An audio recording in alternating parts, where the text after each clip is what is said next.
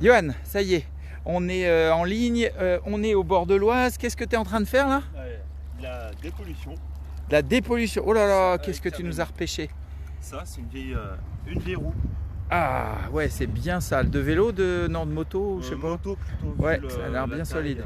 Tu l'as juste repéré en te baladant au bord de l'Oise. On est à Beaumont, hein, là. On est tout près des écuries et pas très loin du pont qu'on verra derrière moi tout à l'heure. Et alors, tu fais une pêche un peu bizarre en fait. C'est ça, c'est quoi? Un aimant. Ouais. C'est un aimant en néodyme, c'est celui qui a le plus fort potentiel magnétique. D'accord. Au monde. Ah ouais. Oui. Et il y a différents types dedans. Et celui-là, c'est un aimant à double face.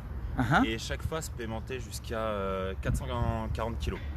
440 kg, donc tu es susceptible de ramasser, mais après il faut tirer quand même. C'est ça. C'est ça le problème. Là, c'est le plus gros problème. Il y a un mois, dans la zone ici, avec un ami, on a retrouvé une moto qu'on a mis plus d'1 h 30 à 5.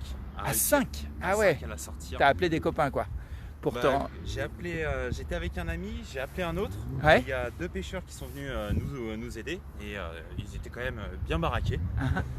Et puis dans ce genre de cas, pas le choix, il faut appeler les forces de l'ordre parce qu'on ne sait pas à quoi elle a pu servir la bécane. Si ah oui, volée. Elle peut avoir été volée en effet.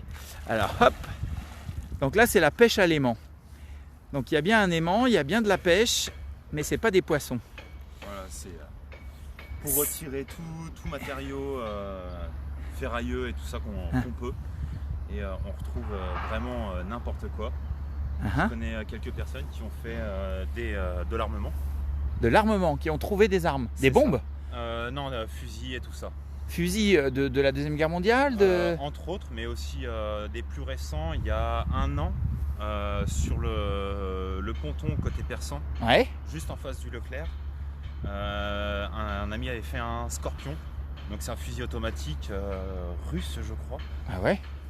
Et là, trop récent, faut appeler les forces de l'ordre. Donc du coup, il était auditionné pour savoir comment il a trouvé ça. Et justement, le comment, là on marchait tout à l'heure au bord de l'Oise, tu as repéré la roue qu'on t'a vu sortir de l'eau. Mais donc là c'était facile parce qu'il fait beau et l'eau est, bon, pas complètement transparente, mais c'est pas le lagon, mais tu l'as vu de tes yeux. C'est ça. Mais là, tu viens de lancer au hasard, en fait, ta ligne vers le milieu de l'Oise. Et là, ça mord. Voilà, c'est ça. C'est ça, il y a pas mal de bulles, donc je sais qu'il y a vraiment un gros truc. S'il y a des bulles, c'est que ça respire. Et c'est surtout au niveau de la dureté pour retirer l'aimant. D'accord.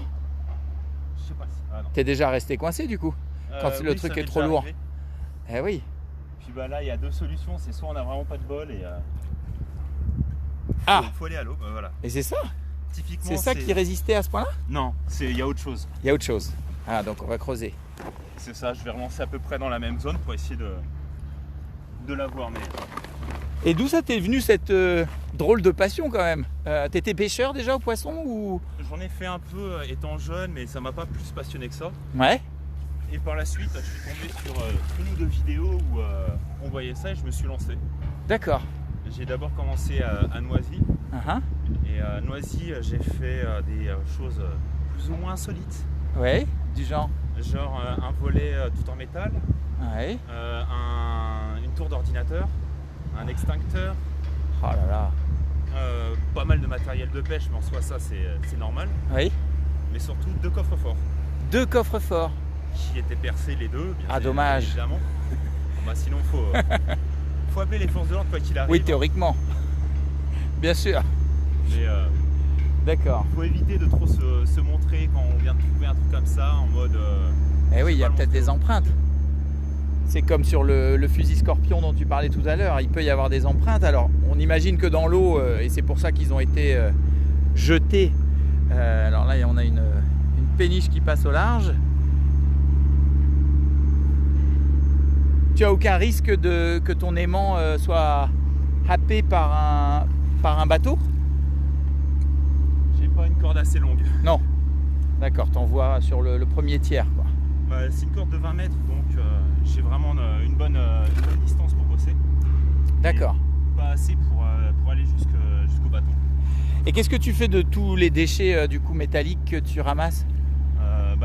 Les petits, je les mets dans un sac et je les mets moi-même en conteneur poubelle. D'accord. Et quand c'est vraiment trop volumineux, j'appelle la mairie pour qu'ils les évacuent. D'accord.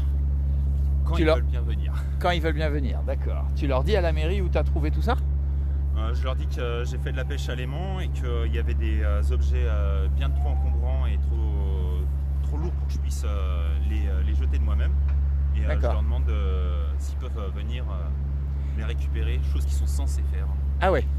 Ils sont censés s'occuper des rivières parce que les rivières c'est une communauté de communes en fait. Donc il y a certes Beaumont pour tout ce qui y passe, mais je suppose qu'ils ne sont pas seuls là-dedans, mais pour les déchets peut-être. Sachant que quand je ressors vraiment le gros, je le pose toujours au même endroit, je regroupe tout.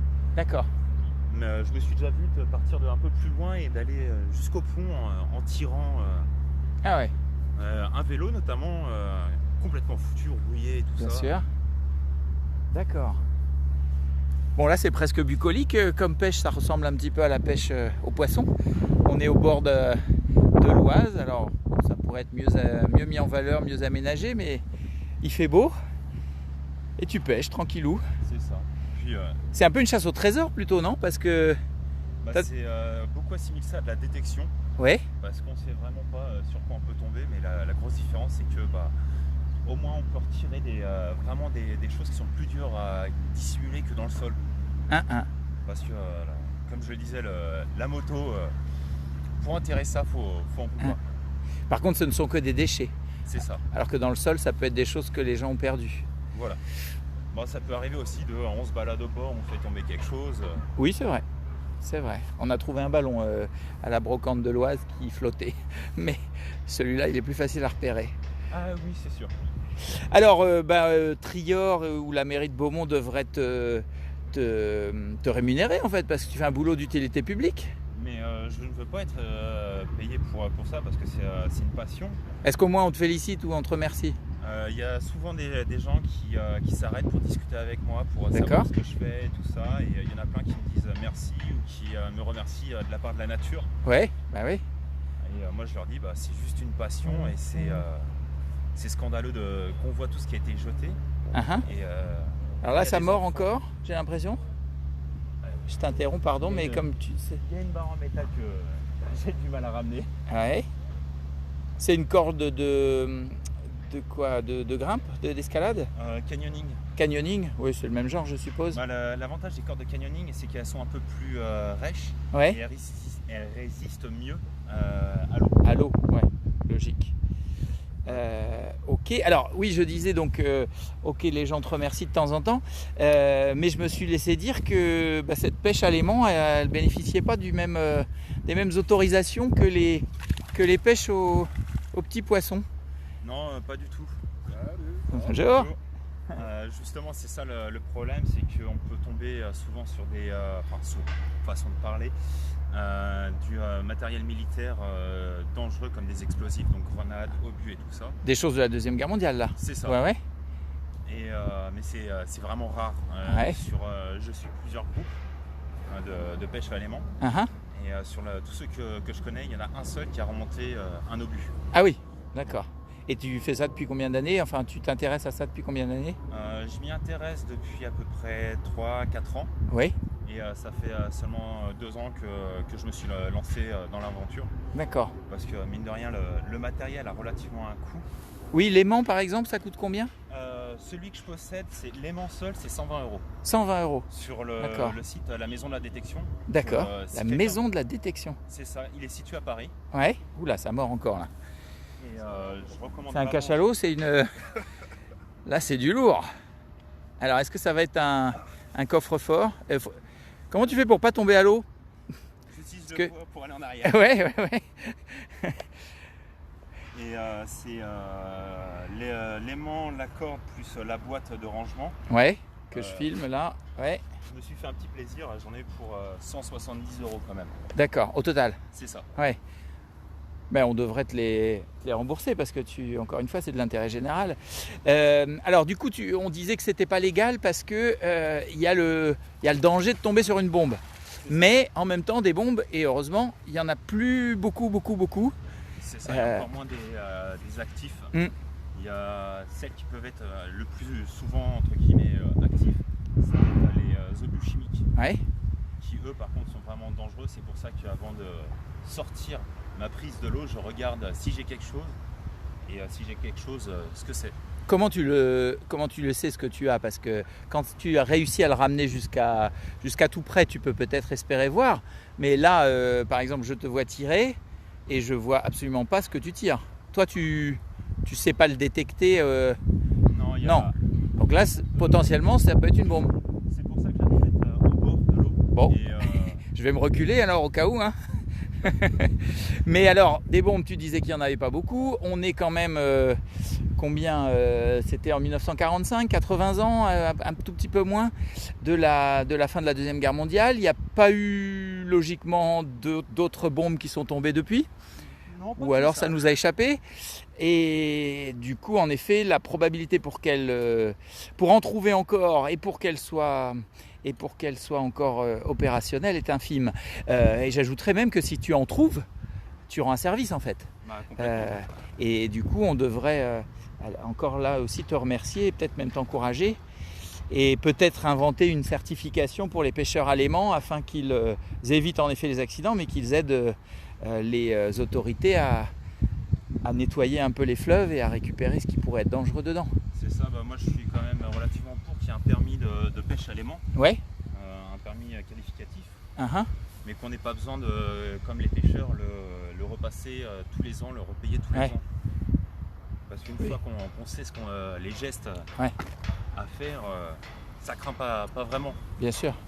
Parce que la différence des pêcheurs, c'est que d'année en année, il y a des espèces qui peuvent repêcher et d'autres non. Bien sûr. Il faut protéger la réserve et les animaux. Mais là, dans ton cas, évidemment, c'est la nature que tu protèges. C'est ça. Bon, bah écoute, je vais te laisser tranquillou continuer tes opérations. Merci à celles et ceux qui nous ont suivis. Partagez si ça vous a plu. Si vous avez envie de vous mettre à la pêche à l'aimant, je vous mettrai en contact avec Johan, qui est un Beaumontois. On est dans la rubrique Nos Beaumontois ont du talent. Et puis à bientôt. À bientôt à tous. Au revoir. Au revoir.